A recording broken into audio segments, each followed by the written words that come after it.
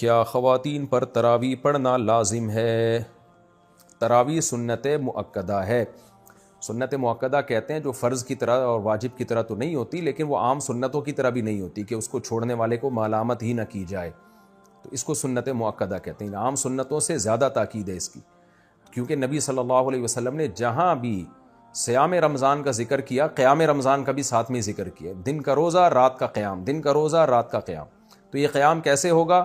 نبی صلی اللہ علیہ وسلم نے 3 دن یہ قیام کر کے بتایا کہ ایسے ہوگا۔ اس میں کتنی رکعتیں پڑھی یہ معلوم نہیں۔ پھر حضرت عمر رضی اللہ تعالیٰ عنہ کے عمل سے ہمیں پتہ چلا کہ بھئی وہ اس طرح سے 20 رکعتیں ہوں گی، کیونکہ پھر پوری دنیا میں حضرت عمر نے اسی کو رائج کیا اور چاروں اماموں کا اس پر اتفاق ہوا کہ 20 رکعت سے کم تراویح نہیں ہے۔ تو اس سے پتہ چلا کہ یہ جو قیام رمضان ہے نا، یہی تراویح ہے، اور کم سے کم یہ 20 رکعتیں ہیں۔ تو اس لیے، اور یہ سنت مؤکدہ ہیں کیونکہ ان کی بہت زیادہ تاکید ہے۔ تو سنت مؤکدہ کا حکم یہ ہے کہ مرد ہو یا عورت دونوں کے لیے ایک ہی حکم ہے، الگ الگ نہیں ہے۔ ہاں، مرد بہتر ہے کہ جماعت سے پڑھیں، جماعت سے سنت مؤکدہ نہیں ہے، خوب سمجھ لیں، انفرادی طور پر بھی پڑھ سکتے ہیں مرد ہو یا عورت ہو، لیکن جماعت سے پڑھنا افضل ہے، کیونکہ حضرت عمر نے جماعت قائم کی تھی، اور اس لیے تاکہ قرآن ختم ہو لوگوں کا۔ جن کو قرآن پڑھنا آتا ہے وہ جماعت کرائیں، جن کو نہیں آتا وہ قاری کے پیچھے سنیں۔ تو اب خواتین پہ تو مسجد کی جماعت فرض نماز بھی لازم نہیں ہے، تو تراویح کہاں سے لازم ہوگی؟ تو اس لیے خواتین بہتر ہے گھر میں تراویح پڑھیں۔ مسجد جانا چاہیں تو ہماری رائے تو یہی ہے کہ اس زمانے میں ان کو مسجد جانے کی بھی اجازت ہے، حدیث میں اس کی ثبوت ملتا ہے، اور تراویح میں تو ہمیں ملتا ہے کہ اسلاف اپنے عورتوں کو بھی تراویح کی نماز میں لایا کرتے تھے۔ تو لیکن بہرحال سنت مؤکدہ یہ ہے کہ پڑھ لیں آپ، جماعت سے پڑھنا سنت مؤکدہ نہیں ہے، گھر میں پڑھنا زیادہ افضل ہے۔ تو آپ گھر میں تراویح پڑھیں، 20 رکعت پڑھیں۔ اور سنت مؤکدہ کا حکم یہ ہے کہ کبھی کبھار چھوٹ جائے تو انشاءاللہ گناہ نہیں، کوئی حرج نہیں ہو، اس میں کوئی گناہ نہیں ملے گا۔ اور اگر کسی عذر سے چھوڑ دیں تو ویسے ہی کوئی حرج نہیں ہے، کیونکہ فرض واجب بہرحال نہیں ہے۔ تو بہت زیادہ تھکاوٹ ہو تو چھوڑی جا سکتی ہے، اور کبھی تھکاوٹ نہ بھی ہو تو کبھی ویسے ہی بھی چھوڑی جا سکتی ہے، لیکن کنٹینیو چھوڑنے کی عادت نہ بنائیں۔ لیکن ویسے ایک جنرل نالج کے لیے بتا دوں، جو پڑھتے ہیں پراپر پڑھتے ہیں، جو نہیں پڑھتے پھر وہ چھوڑتے ہی ہیں۔ یہ تراویح ایسی چیز نہیں ہے 2 دن پڑھ لی 1 دن چھوڑ دی، تو جو ایسے کرتا ہے وہ پھر چھوڑا ہی رکھتا ہے۔ تو جو پڑھتے ہیں وہ کنٹینیو پڑھتے ہیں۔ تو نبی صلی اللہ علیہ وسلم نے جب بہت زیادہ تراویح کی فضیلت بیان کی ہے، قیام رمضان کی فضیلت بیان کی ہے، جس کو بعد میں اسلاف نے نام تراویح کا دیا، تو آپ کو چاہیے کہ اس سے قطر ادر کہ یہ سنت مؤکدہ ہے یا غیر مؤکدہ، آپ یہ فضیلت حاصل کریں، کیونکہ شاعر نے کہا ہے تمتع من شمیم عرار نجد فما بعد العشیۃ من عراری، کہ ایک خوشبو ہوتی ہے جیسے رات کی رانی کی خوشبو، یہ رات کے بعد ختم ہو جائے گی۔ تو تراویح کی فضیلت بھی رمضان کے بعد ختم۔ تو اس بحث میں پڑھے بغیر کہ سنت مؤکدہ ہے یا غیر مؤکدہ ہے، واجب ہے یا نہیں، اس بحث میں پڑھے بغیر آپ کنٹینیو پڑھ لیں، کیونکہ ثواب بہت ہے اس کا، اور یہ عید کا چاند نظر آتے ہی آپ کے پاس یہ آپشن ختم ہو جائے گا۔ لیکن حکم یہی ہے کہ سنت مؤکدہ ہے۔ انڈیا سے پوچھا، میرا حمل بار بار ضائع ہو جاتا ہے، کسی نے بتایا کہ یہ شیطانی حرکت ہے، کیا یہ صحیح ہے؟ صحیح ہے تو اس سے نجات کیسے ملے گی؟ جس نے بتایا ہے اس نے شیطانی حرکت کی ہے۔ باقی حمل کا بار بار ضائع ہونا یہ تو خواتین میں نارمل ہے، کوئی بیماری ہو سکتی ہے، کوئی مسئلہ ہو سکتا ہے، تو اس کے لیے گائنی کی ڈاکٹرز ہیں، بڑی ایکسپرٹ ڈاکٹرز بھی ہیں، آپ ان سے رابطہ کریں۔ تو یا کوئی ماہر حکیم ہو، طبیبہ ہو، ماہر ہو، حکیموں میں 2 نمبر بہت ہوتے ہیں، تو اس لیے 1 نمبر حکیم کو تلاش کریں، کوئی ماہر ہو تو اس سے بھی علاج کیا جا سکتا ہے، کیونکہ پرانا مرض ہے یہ، تو انشاءاللہ آپ ٹھیک ہو جائیں گی۔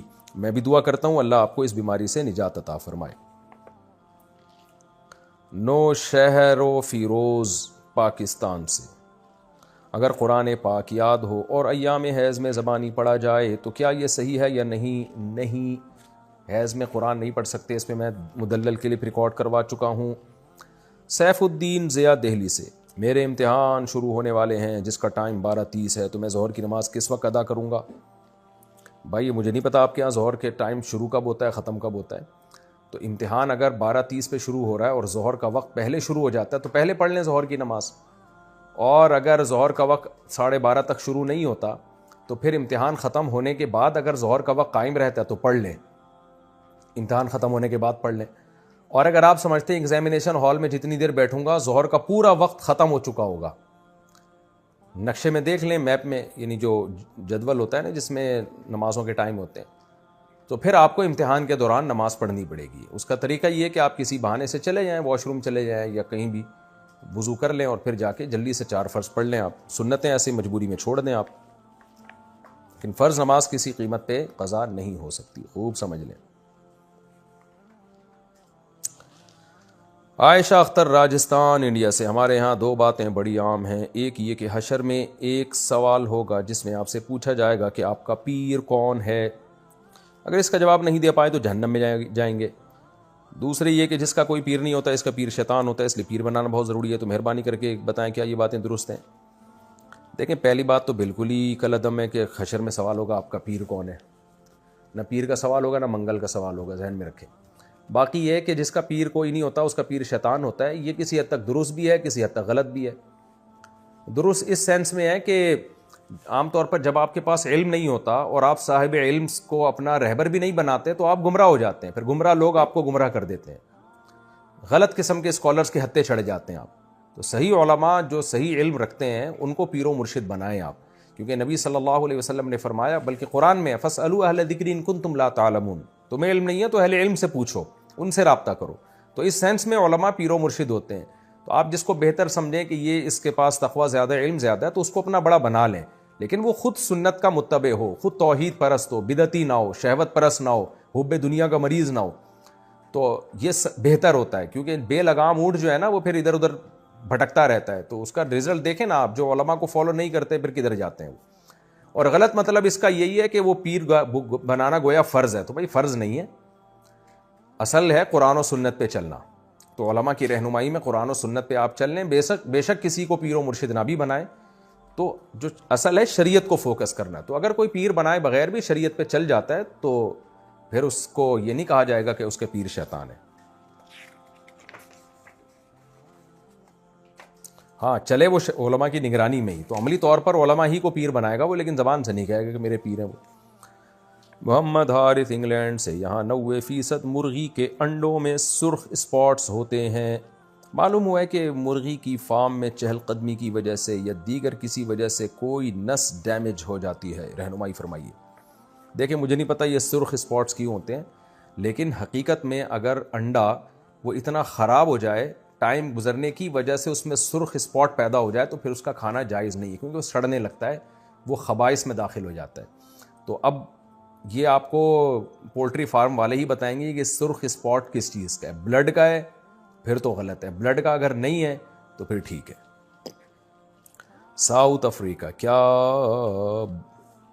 بریلویوں کے پیچھے نماز پڑھنے سے نماز ہو جاتی ہے؟ رہنمائی فرمائے. بریلویوں کی مسجد میں اذان دینا کیسے ہے؟ میں جس محلے میں رہتا ہوں وہاں بریلویوں کی مسجد میں وہاں نماز پڑھنے جاتا ہوں. پھر مجھے وہاں کے لوگ کہتے ہیں کہ آپ اذان پڑھیں, تو میں جواب دیتا ہوں کہ ہمارے ہاں اذان سے پہلے صلاۃ نہیں پڑھی جاتی. تو کیا میں نے ٹھیک کیا؟ رہنمائی فرمایا. اذان تو بھائی کسی بھی مسجد میں دی جا سکتی ہے.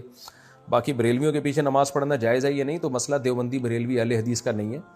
جو بھی توحید پرست ہو اس کے پیچھے نماز پڑھنا جائز ہے, اور جو بھی مشرک ہو اس کے پیچھے نماز جائز نہیں ہے, چاہے وہ دیوبندی ہو, چاہے وہ اہل حدیث ہو, چاہے وہ بریلوی ہو. تو اب شرک کسے کہتے ہیں؟ اللہ کے سوا کسی اور کو یہ سمجھنا کہ وہ اسباب سے ہٹ کے میری مدد کر سکتا ہے, تو یہ شرک ہے. تو چاہے وہ دیوبندی کرے چاہے اہل حدیث کرے. بعض دیوبندی بھی ایسا کرتے ہیں کہ وہ ایسے ان کے عقیدے خراب ہو گئے ہیں کہ وہ شرکی حد تک پہنچے ہوئے ہیں. ایسے پیر و مرشد جاہل ہیں دیوبندیوں میں بھی, کہتے ہیں اپنے آپ کو دیوبندی ہیں, لیکن ان کے یہ عقیدے ہیں کہ نبی صلی اللہ علیہ وسلم جو ہے, ہم جہاں سے آپ کو پکاریں آپ ہماری جواب کا جواب دیتے ہیں اور ہماری پکار پہ لبیک کہتے ہیں. اس طرح کے ان کے بھی عقیدے ہیں. بریلویوں میں بھی ایسے لوگ ہیں, اور شاید اہل حدیث میں بھی ہوں ایسے, لیکن میرا خیال ہے اہل حدیث میں ذرا مشکل ہی ہے اس طرح کے لوگ. لیکن جاہل پیر جہاں بھی ہوں گے, تو کیونکہ اہل حدیثوں میں تصوف نہیں ہے تو ان میں یہ چیزیں ذرا کم ہیں, لیکن دیوبندیوں میں بھی کم ہیں, لیکن یہ نہیں ہے کہ نہیں ہے. بعض دیوبندی ہم نے پیروں میں دیکھے ہیں جاہل قسم کے, تو وہ اصل میں دیوبندی ہے ہی نہیں, لیکن لیبل ان کے ساتھ دیوبندیوں کا لگا ہوا ہے. اور بریلویوں میں بھی جو مستند ان کے علماء ہیں وہ اس شرک کی نفی کرتے ہیں, لیکن جو بہت ہی ایکسٹریم لیول پہ گئے ہوئے ہیں وہ یا رسول اللہ مدد اور نبی صلی اللہ علیہ وسلم کو ہر جگہ حاضر ناظر سمجھتے ہیں جسم کے ساتھ, تو یہ شرک ہے. تو ایسا کوئی بھی امام ہوگا اس کی اقتداء میں نماز جائز نہیں ہوگی. تو مسئلہ دیوبندی بریلوی اہل حدیث کا نہیں ہے, مسئلہ یہ ہے کہ صحیح العقیدہ کے پیچھے نماز ہو جاتی ہے, جو شرکی عقیدہ رکھتا ہو اس کے پیچھے نماز نہیں ہوتی. عبداللہ آفریدی یو کے سے. یہاں پر ایک مسجد میں بریلوی لوگ اذان سے پہلے اور اذان کے بعد بھی کچھ پڑھتے ہیں, تو ان کے پیچھے نماز پڑھ سکتے ہیں یا نہیں؟ یہ مسئلہ بھی میں نے بتایا ہے کہ بات دیوبندی بریلوی کی نہیں ہے. بات یہ ہے کہ جس کا عقیدہ شرکیہ ہو, چاہے وہ دیوبندی ہو چاہے بریلوی ہو چاہے اہل حدیث ہو, اس کے پیچھے نماز نہیں ہوگی. اور جس کا عقیدہ شرکیہ نہیں ہے اور اسلام کے بنیادی عقیدوں کا وہ منکر نہیں ہے، اس کے پیچھے نماز ہو جائے گی، چاہے بریلوی ہو، چاہے دیوبندی ہو، چاہے اہل حدیث ہو۔ انڈیا سے کسی نے پوچھا ہے، میرا ایک لڑکی سے نکاح ہوا تھا جس کو میں بالکل بھی پسند نہیں کرتا تھا اور نہ اب کر رہا ہوں۔ عجیب آدمی ہے بھائی۔ جب سے یہ نکاح ہوا ہے اس وقت سے اب تک بے سکون ہوں، میری صحت بھی بہت خراب ہے، جب بھی اس سے بات کرتا ہوں تو اور بھی بے سکونی ہو جاتی ہے، نفرت ہوتی جا رہی ہے، کسی بھی چیز میں دل نہیں لگ رہا، میرے حالات بہت خراب ہیں، دل جیسے بجھ سا گیا ہے، میرے حالات کی وجہ سے میرے والدین پر بھی برا اثر پڑ رہا ہے، میں کیا کروں؟ آپ ایک اور شادی کر لیں میرے بھائی، اس بیچاری کو آپ چھوڑیں گے تو آج کل پتہ ہے طلاق کے بعد لڑکیوں کا ہوتا کیا ہے۔ اور دوسری بات، آپ کی غلطی ہے، آپ کو دیکھ بھال کے شادی کرنی چاہیے تھی، اگر آپ کو بالکل بھی پسند نہیں تھی تو آپ اڑ جاتے، آپ نے دوسرے کی زندگی کو اپنی ماں باپ کی بھینٹ کیوں چڑھا دیا بھائی؟ لڑکا کہتا ہے میرے ماں باپ کا دباؤ تھا، بھائی صاحب آپ جو ہے نا ماں باپ کے کہنے میں آ کے آپ کسی لڑکی کی زندگی آپ برباد کر رہے ہو۔ تو آپ کو اگر نہیں کرنی تھی آپ کہہ دیتے کہ بھائی یہ نہیں ہو سکتا، میں کسی صورت میں قبول نہیں کروں گا، دیکھا ہی ہوگا نا آپ نے، یا بغیر دیکھے کر لیا آپ نے۔ تو اب اگر آپ نے اس کو دھوکہ دیا اور اس بیچاری کو جو ہے نا ماں باپ کے کہنے پر نہ چاہتے ہوئے بھی شادی کر لی، تو اس میں لڑکی کا کیا قصور ہے؟ تو اس صورت میں ہم کبھی بھی طلاق کا مشورہ نہیں دیتے، لڑکیوں کے ساتھ حالات بہت خراب ہو جاتے ہیں طلاق کے بعد۔ تو آپ کے پاس اللہ نے ایک آپشن دیا، 3 مزید شادیاں کریں آپ، اور میں انشاءاللہ آپ کو دعوے سے کہتا ہوں جب آپ ایک اور شادی کریں گے تو اس پہلی بیوی سے بھی آپ کو محبت ہو جائے گی، کیونکہ آپ کی ایک ڈیزائرز ہیں، جو جسمانی ڈیزائرز ہیں، وہ جب دوسری بیوی سے پوری ہوں گی تو اس کو آپ اس طور پر قبول ذہن کر لے گا کہ بھائی چلو میرے نکاح میں یہ پہلی عورت ہے جو میرے نکاح میں آئی ہے۔ انسان کو پہلی بیوی سے اس بیس پہ بھی محبت ہوتی ہے کہ میں جب کما رہا تھا تو پہلی عورت میری زندگی میں آئی ہے، تو یہ بھی ایک وجہ ہوتی ہے۔ اب آپ دیکھیں نا، لوگوں کی بیوی بوڑھی ہو جاتی ہے پھر بھی لوگ محبت کر رہے ہوتے ہیں، کیوں بھائی؟ یہ میری جو ہے نا زندگی میری اس کے ساتھ گزری ہے۔ تو میں مشورہ آپ کو نہیں دوں گا۔ باقی شرعی حکم کیا ہے؟ شرعی حکم یہ ہے کہ مرد جب طلاق دینا چاہے کسی معقول وجہ سے وہ طلاق دے سکتا ہے، بشرطے کہ طہر میں پاکی کے ایام میں 1 طلاق دے، ہم بستری کیے بغیر، وہ جو طلاق کا سنت طریقہ ہے۔ تو اس طریقے سے طلاق دیں گے، طلاق ہو تو جائے گی، لیکن بہرحال شریعت نے اس کو ناپسند کیا، اب غض الحلال، حلال ہونے کے باوجود ناپسند کیا ہے۔ تو حلال ہے آپ کے لیے ایسی لڑکی کو ڈیورس دینا، لیکن بہرحال ناپسندیدہ کام ہے، تو ناپسندیدہ کام کے کبھی بھی مشورے نہیں دیے جا سکتے، اور خاص طور پر اپنی بہن بیٹیاں جو آپ کی بیٹیاں بعد میں ہوں گی ان کو سامنے رکھ کے سوچیں